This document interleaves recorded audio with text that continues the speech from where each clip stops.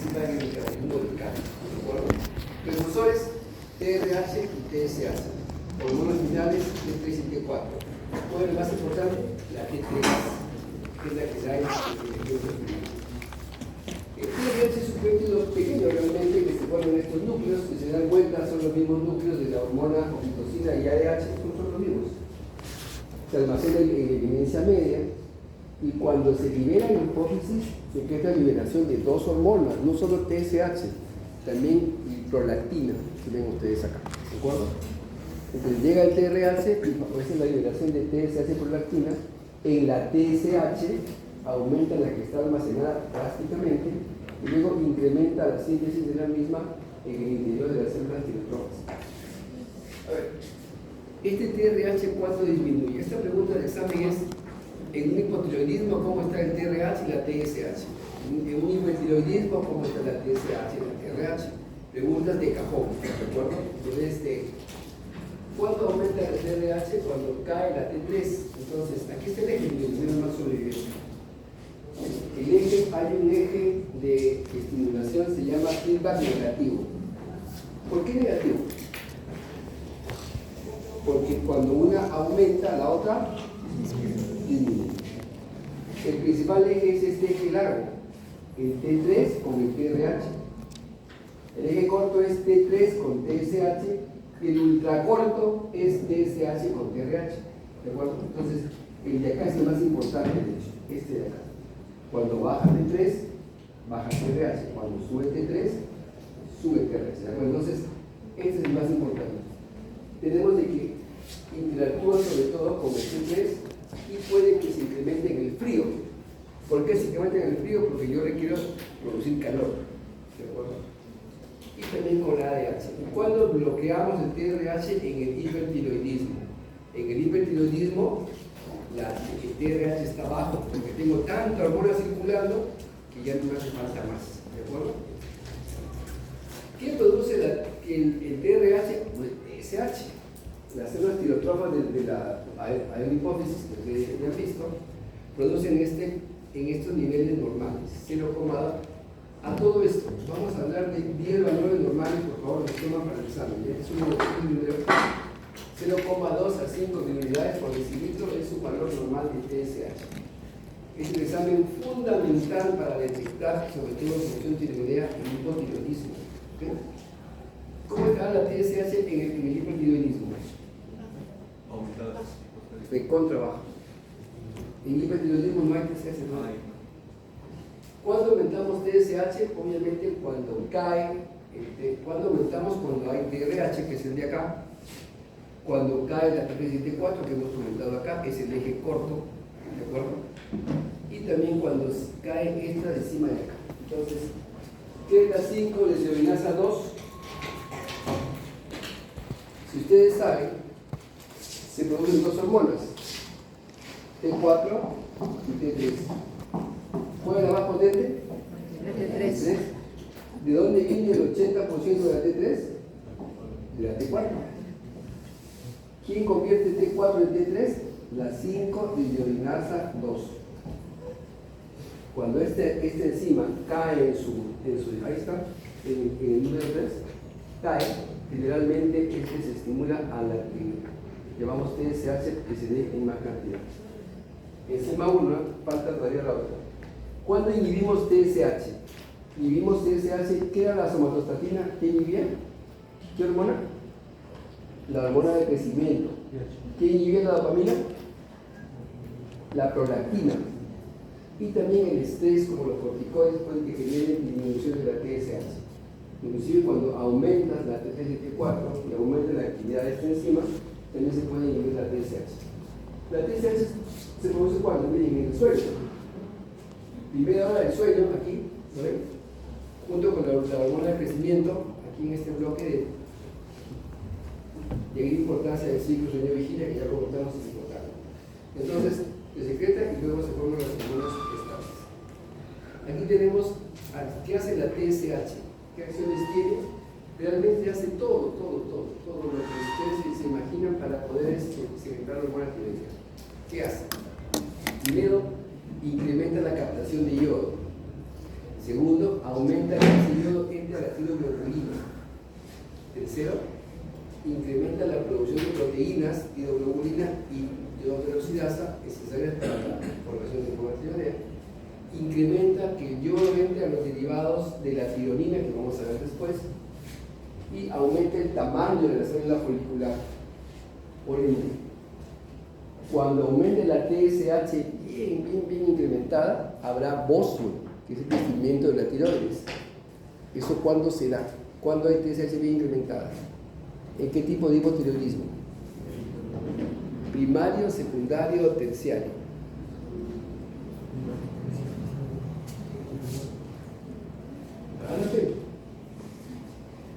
Cuando la glándula falla,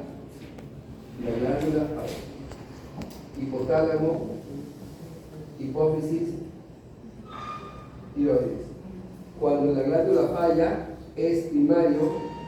Cuando falla la hipófisis, es secundario. Y cuando falla el hipotálamo, es terciario. Si la que falla es la hipófisis, la tiroides, que es la que más falla realmente, ¿cómo está la TSH? Esto es normal, ¿no? ¿Cómo está la TSH? ¿Cómo está? ¿Aumentada y medio? Muy aumentada. Eso es lo que diferencia el hipotiroidismo primario del resto de hipotiroidismo, ¿de acuerdo? Esas son las acciones de la hormona tiroidea, que también actúa incrementando la actividad lisosómica, sobre todo en la célula coroidal. Vamos a ver dónde actúa eso. Y aumenta la actividad de la iodinasa 2. Hablamos de la 1. Cuando ven que se forma la molécula grande de tiroglobulina, forma T3, T4, T1 y T2. Esto está por liberarse al plasma. A la hora que se rompe esta molécula, por acción de los lisosomas que hemos visto allá arriba, se libera al plasma, ¿qué cosa? T3 y T4, nada más. ¿Y T1 y T2? ¿Qué pasa con ellos? La célula la recapta, ahí actúa la 5 de iodinasa 1 y les quita el yodo. Y el yodo vuelve nuevamente al color. Ahorita vamos a ver. Entonces, esta sirve para mantener el yodo intratiroideo, necesario para la producción de lo que es hormona tiroidea. ¿Sí? Ahí creo que viene, ahí está la figura. Yodo. El yodo que tomamos nosotros, todo el yodo que yo necesito viene del exterior, por si acaso. No tenemos nosotros nada de yodo en el cuerpo, nada. ¿Por qué es un problema acá en la costa la falta de yodo? ¿Con el salitre? ¿Cómo se dice?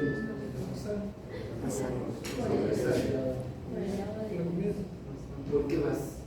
Porque acá no es un problema el yodo, acá en la costa. Porque consumimos alimentos marinos. Cualquier pescado marino tiene bastante yodo. 2 veces a la semana el pescado es suficiente. No hace falta más yodo para nosotros. No pasa eso en la zona de la sierra, donde la sal no es yodada. Y con el tiempo, con los años, hacen bocio. Nuestra gente de la sierra es un tremendo proyecto. Entonces, el requerimiento diario varía. Si estás gestando, si eres un niño, si estás enfermo crónicamente. Y luego de que el requerimiento se cumpla, tenemos el ciclo del yodo. El yodo entra por vía oral, se absorbe en el intestino, acá lo ven, y luego se elimina por vía digestiva o por vía urinaria. ¿Por dónde eliminamos más? Por vía urinaria, ¿de acuerdo? Una vez que se absorbe, el yodo va a la tiroides, básicamente. Ahí se concentra, miren, 5.000 a 7.000 picogramos. También un poco pasa a la T4 y queda en el plasma como una reserva. Y luego de que actúe el yodo, luego de que formó hormonas, cuyo nivel está acá, ya tienen 4 valores, nivel de yodo, nivel de T3 y nivel de T4, llevan 4 valores.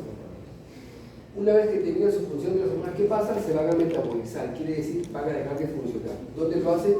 Lo hacen en el hígado. Y acá en el hígado también pasa de que el hígado les quita el yodo y miren que lo vuelve a colocar acá. El hígado que le quitó el yodo a estas 2 hormonas, la colocaba acá otra vez. De modo que es un círculo virtuoso. Para que alguien haga tiroidismo debe pasar por lo menos 2 años para que esto se aborte, no es algo rápido. Y cuando sucede, pasa así.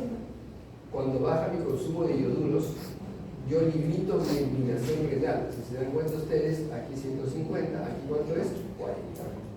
No cambia la eliminación por vía digestiva y básicamente aumenta la captación de yodo a lo más posible, generalmente más del 50%.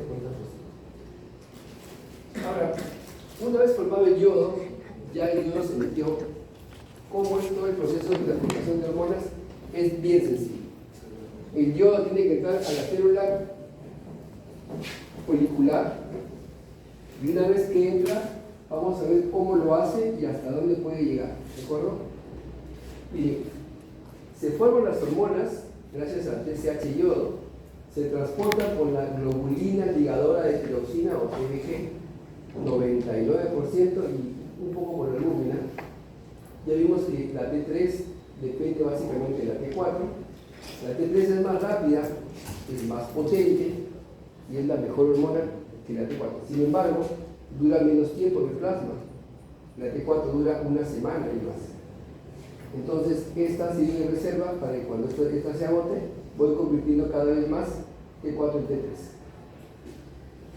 A ver, la tirosina, que es el aminoácido fundamental que tenemos para las hormonas tiroideas, vamos a ver cómo procede. Si eso que estamos viendo, vamos a ver en una figura.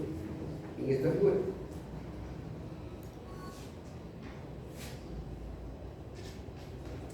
Ahí. A ver, vamos por partes y cucharadas.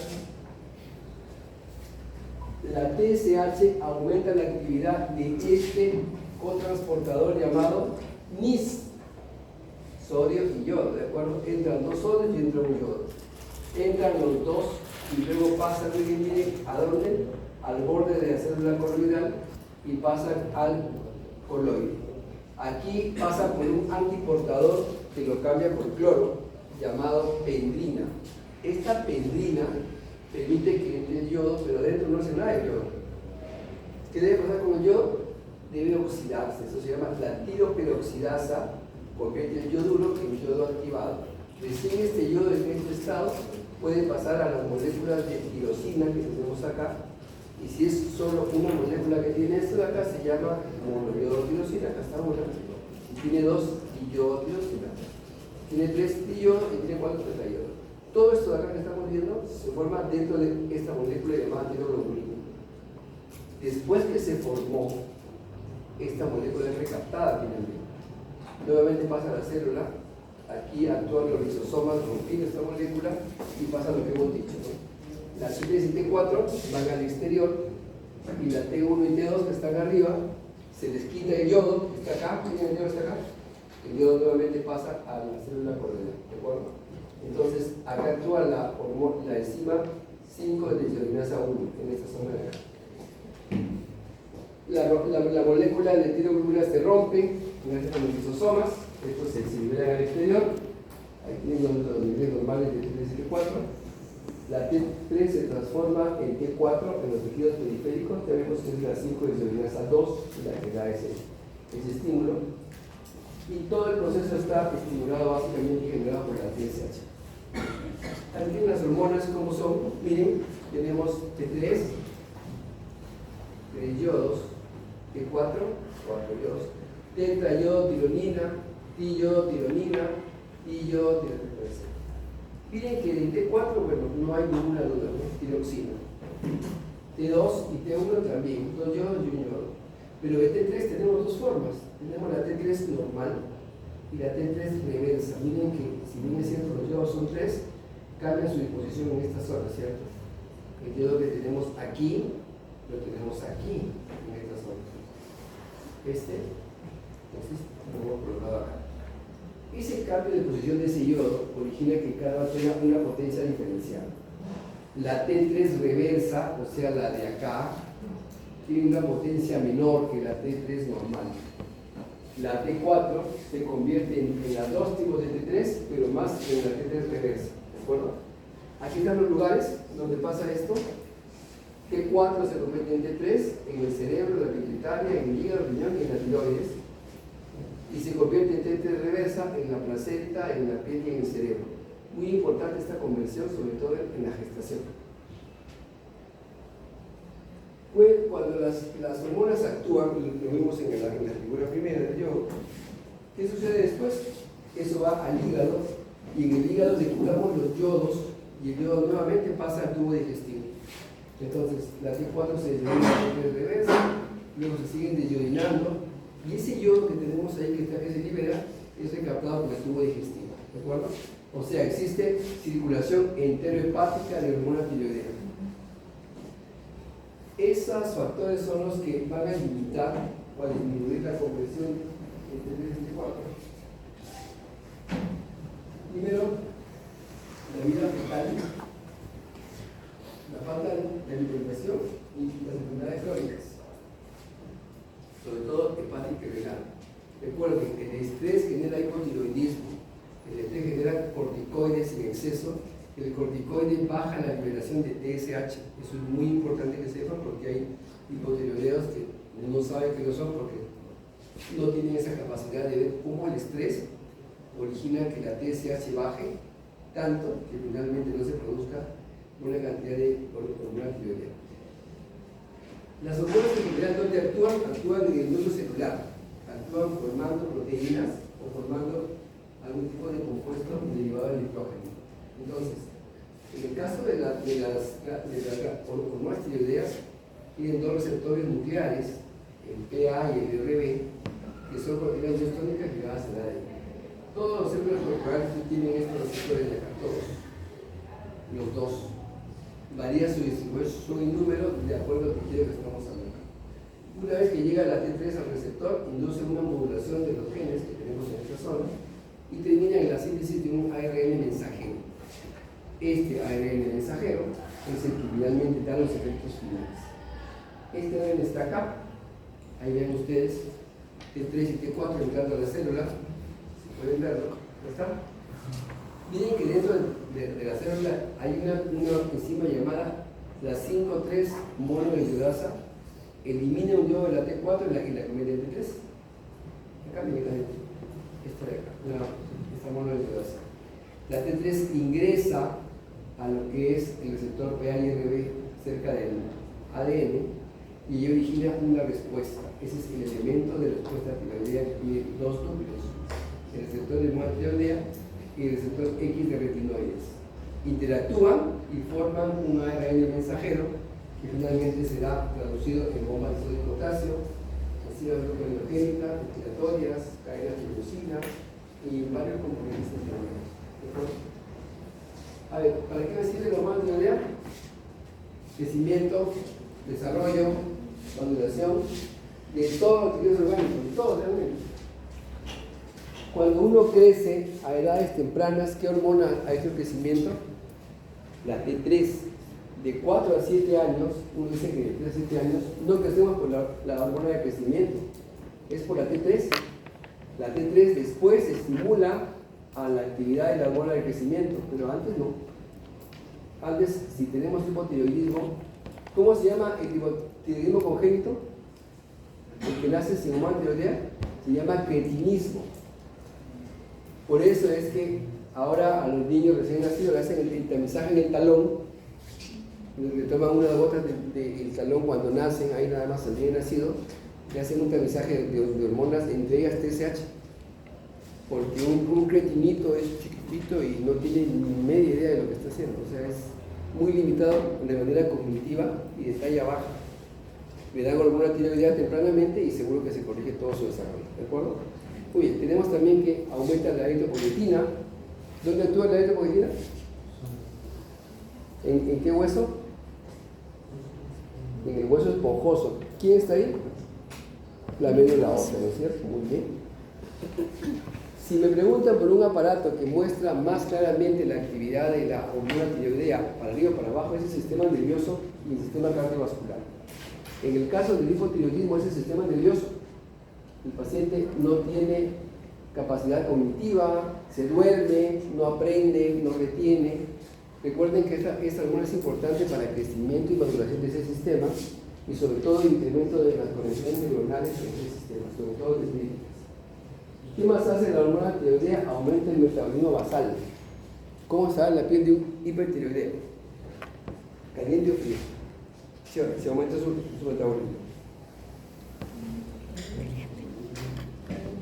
Recontra caliente, sudorosa y bien fina la piel. Parece parece, bueno, ya va a tocar a un hipotiroideo. Parece el porcelanato, este bonito, exactamente igual, se palpa, bien suave, caliente y algo sudoroso. Ese es el hipertiroideo. ¿Y el hipotiroideo? Frío, y la piel será bien gruesa, será como acartonada. Entonces, el hipertiroideo, ¿quién no tolera? ¿Calor o frío? El hiper.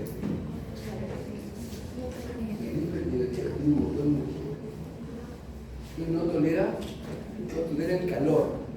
Y el hipotiroideo no tolera el frío, ¿de acuerdo? Son signos clínicos del metabolismo. ¿Qué hace también la hormona tiroidea? Disminuye el colesterol. Sobre todo cae este colesterol que se llama LDL, que está acá, ¿no ven? Es el colesterol aterogénico, lo hace disminuir. Aumenta la actividad lipolítica de otras hormonas. Quiere decir, aumenta la actividad de destruir el tejido graso de hormonas como los corticoides y las catecolaminas. Aumenta la síntesis de proteínas celulares y mitocondriales. Y esto es un dato importante, incrementa la absorción de carbohidratos. El paciente hipertiroideo, como tiene hipermetabolismo, requiere más energía y por eso come bastante, pero no sube de peso. ¿Por qué? Porque toda esa energía la está consumiendo sus tejidos, ¿de acuerdo? Come y tanto absorbe glucosa que puede que genere que su curva de tolerancia se vea alterada e incluso haga diabetes. Así que tener cuidado con esto. Un elemento importante, quizás de los más generalizados, es la bomba de sodio TPA, ¿no es cierto? Que está en todos los tejidos. La hormona tiroidea incrementa el número y también incrementa la función de la bomba de sodio TPA. Incrementa además lo que es el ingreso de aminoácidos a la célula, de manera que también la síntesis proteica va a estar favorecida por la hormona tiroidea. A ver, en el corazón tenemos ¿qué receptor, doctora? Lo que vimos en el sistema eléctrico.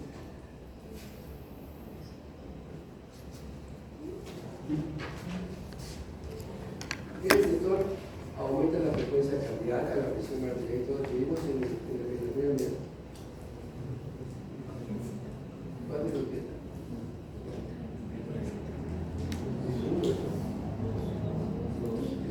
Beta 1, beta 2.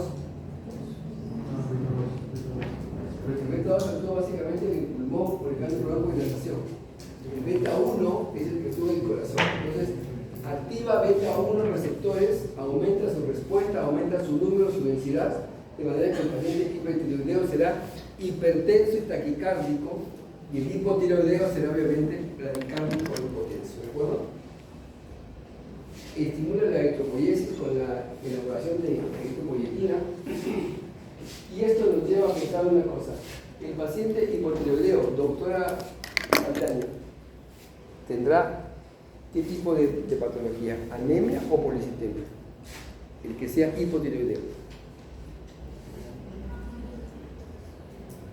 Policitemia. No.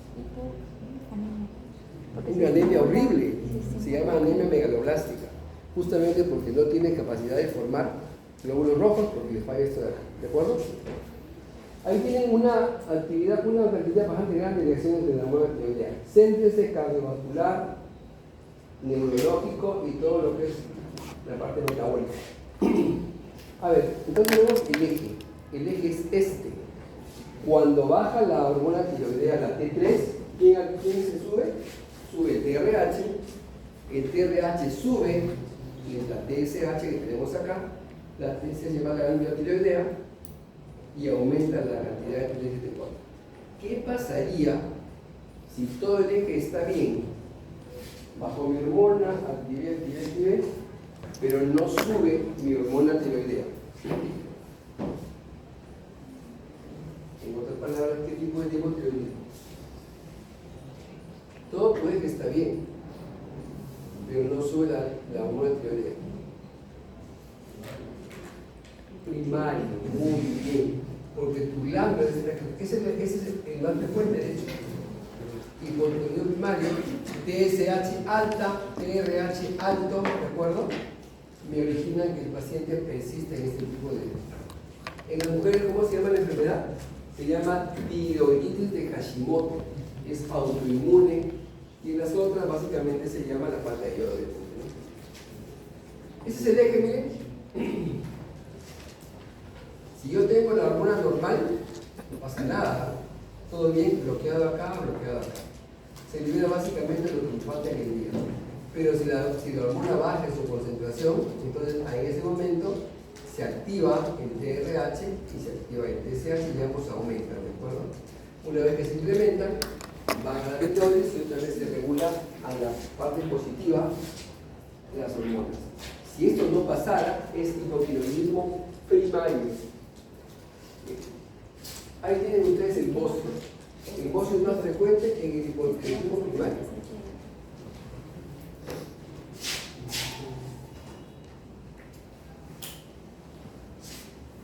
¿De acuerdo? Entonces, ahí miren el bocio. Si tengo bastante TSH en el primario, esa TSH hace que mi glándula crezca, ¿de acuerdo? Genera este tipo de transformación. Bien, paramos por favor ahí 5 minutos. Seguimos con paratiroides. Pueden ir a